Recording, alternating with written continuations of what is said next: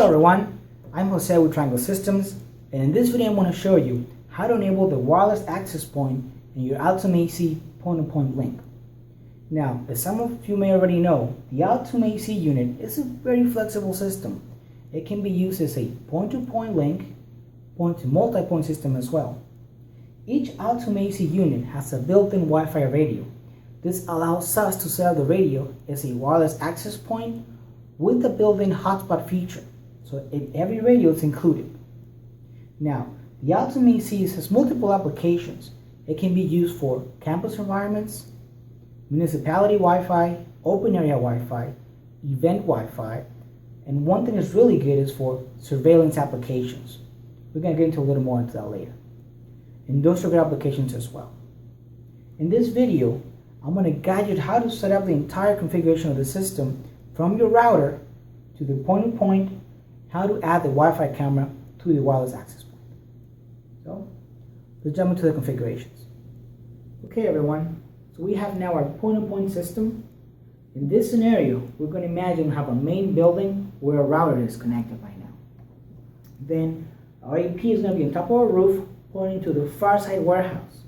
The warehouse can be either from 5 to 10 miles away. As long as we have a clear line of sight, we should be able to get a good link. We have here as well an IP camera. This is going to be on the warehouse at the far end. Now let's take a look at our router. In every router, there's going to be a DHCP server. The DHCP server is going to tell us from which range of IPs any user that logs into the network is going to get assigned specific IP. This is important because the wireless access point on the far side of the link is going to give IPs based on the router information. Let's take a look at the router.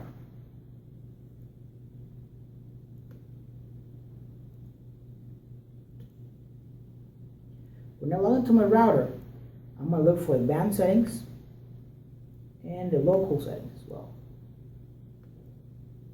Now keep in mind, every router is different depending on the manufacturer.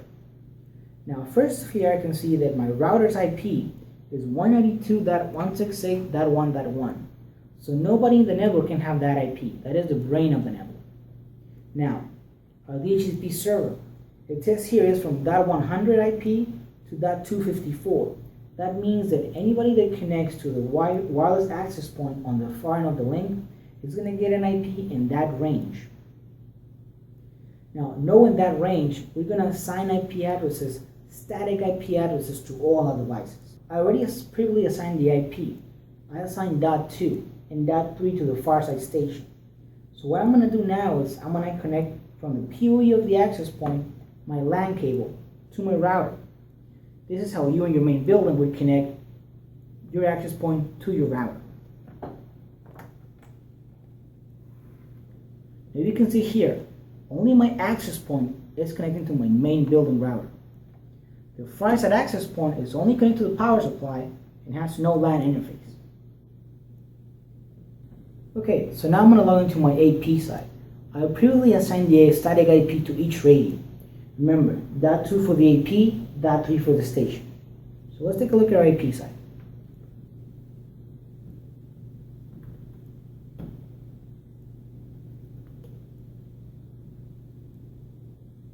Okay, so from our AP side, we can see we have one associated station. So this is a point-to-point link. It should only be one station associated to this link. You can see it here clearly. Good transmission quality. We go to network, interfaces, and we can take a look at our LAN properties as well. So here's where I assign the static IP. Depending on your network, this subnet range is going to change based on your specific network. So now we're going to log into the station side. Remember, we said we assigned previously the IP, static IP .3.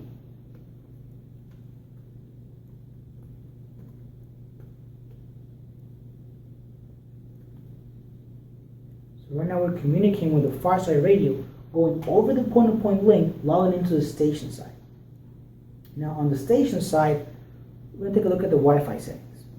So we're going to go to network, Wi-Fi. In the Wi-Fi section, we have two radios. The 5 GHz radio, which is our backhaul radio going back to our main building, and we have the 2.4 Wi-Fi radio. This right now is disabled. change that today. Now, in this section, we have wireless network is disabled. We're going to keep it disabled until we change all the settings we want. First thing, we're going to go to the settings. Country code must be US .0.-2, it's the default setting. Wireless profile is going to be G plus N.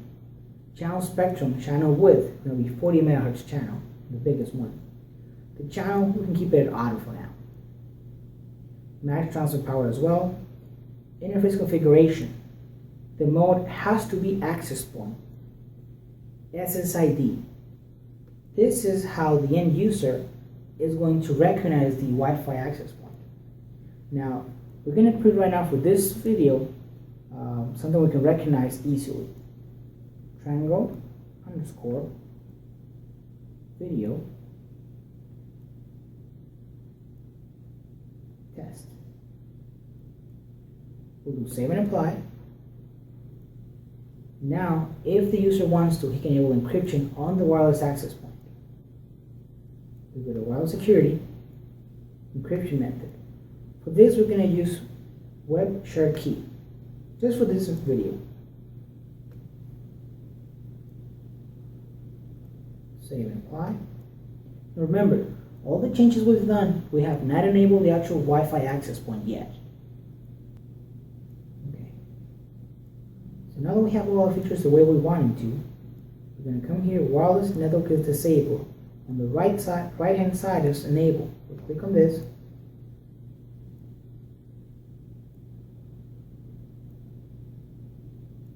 Now we have it enabled. We'll save and apply.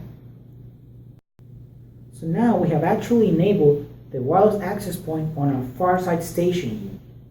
So now I'm going to connect my Wi-Fi camera to my router. This is going to allow me to configure my camera to connect to the same SSID as my station side. So we can go ahead, plug it into our router. Previously, I assigned a static IP to this camera.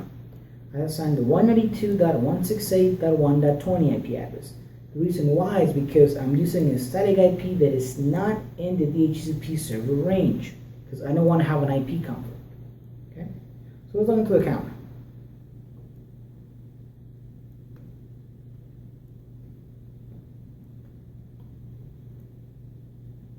System administration. Configuration. Each camera, depending on the manufacturer, is going to be different setup. Go to wireless. In the wireless, we're going to do a site survey. It's going to show us all the available SSIDs in the area. And we can see here the triangle video test is one of the strongest one. So that's our station side wireless access point. We're going to connect to that one. We're going to enable the web encryption. We will put in our password here. We're going to save. Now, for it to connect, we need to disconnect the camera from the router. This way it can associate via the wireless communications. So we're going to go ahead and disconnect it.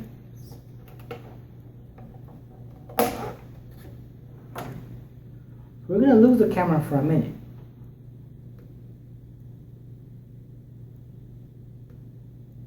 Now we're going to log into our station site.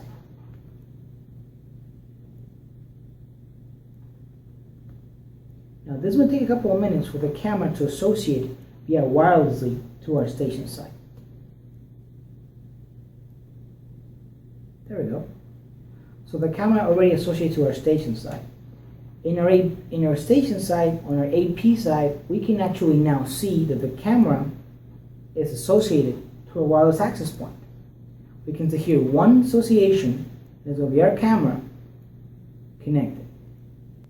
So now that we disconnected the camera from our router, it's going to associate via the wireless access point with our station site. Let's take a look at our station.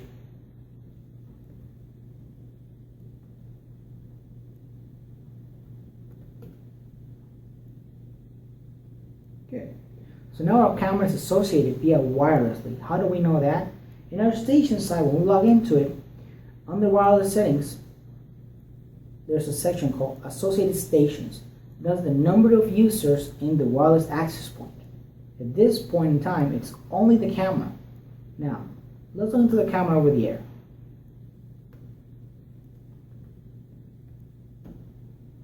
There we go. So I can reach my camera over the air. Now the path I'm thinking is the following. It's my laptop connected to the router. The router is connected to the AP side.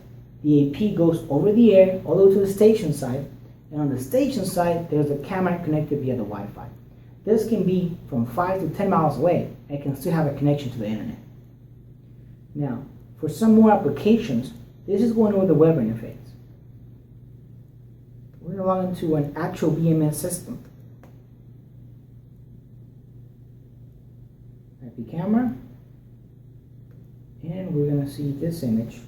So now we have a live video feed over the air. This is in the video how to set up a real live point-to-point system with a security application in mind. If you like the video, please subscribe to our YouTube channel and follow us on social media as well. See you on the next one.